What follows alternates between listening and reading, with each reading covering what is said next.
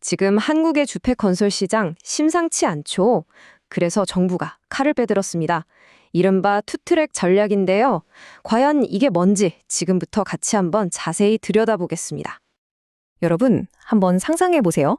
새 아파트를 정말 멋지게 다 지었는데 아무도 사질 않는 거예요.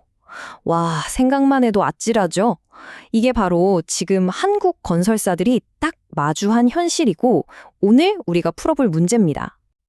자, 그럼 먼저 지금 건설사들이 얼마나 힘든 상황인지 그 압박에 대해서부터 한번 살펴보겠습니다. 모든 문제의 시작은 바로 시장 침체였어요. 특히 좀 규모가 작은 중소건설사들이 지은 집들이 팔리지가 않고 그냥 쌓여버리는 거죠. 그럼 어떻게 될까요? 당연히 은행은 돈줄을 꽉 잠가버리고요. 결국 건설사들은 정말 심각한 자금난에 빠지게 되는 겁니다.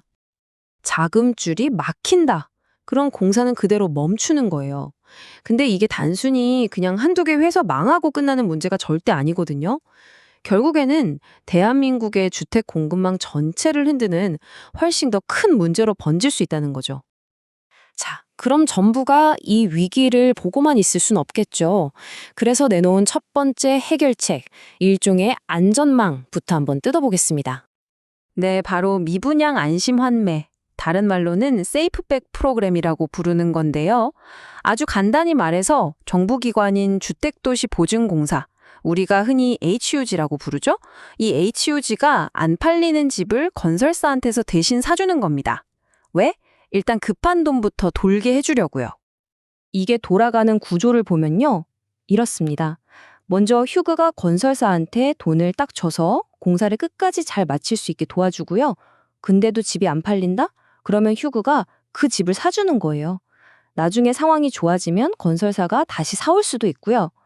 핵심은 딱 하나입니다. 어떻게든 건설사에 현금이 돌게 만들어서 숨통을 틔워주겠다는 거죠.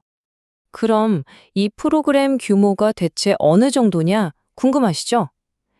HUG가 앞으로 3년 동안 사들이기로 한 미분양 주택이 자그마치 1만 채입니다. 1만 채요. 여기에 들어가는 돈이 얼마냐면요. 무려 2조 4,400억 원입니다. 와, 정말 어마어마한 금액이죠.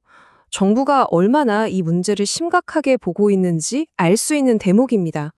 자, 이렇게 당장 급한 불을 끄는 것도 물론 중요하죠. 하지만 진짜 중요한 건 앞으로 이런 일이 또 생기지 않게 하는 거잖아요. 정부의 두 번째 전략은 바로 이 미래를 보고 있습니다. 생각해보세요. 지금 당장 불 끄는 건 알겠는데 앞으로 정말 괜찮은 프로젝트들이 돈이 없어서 시작도 못하는 일은 없어야 하잖아요. 그쵸? 그럼 이걸 어떻게 막을 수 있을까요?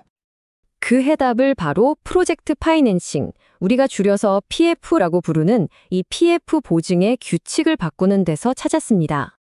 이번에 나온 PF 특별 보증은요, 기존 제도랑 타겟부터가 완전히 달라요. 옛날에는 아무나 다 됐는데 이제는 시공능력 100위권 밖의 중소건설사들, 바로 이 회사들을 집중적으로 밀어주겠다는 겁니다. 그리고 돈 빌릴 수 있는 곳도 저축은행까지 확 넓혔어요.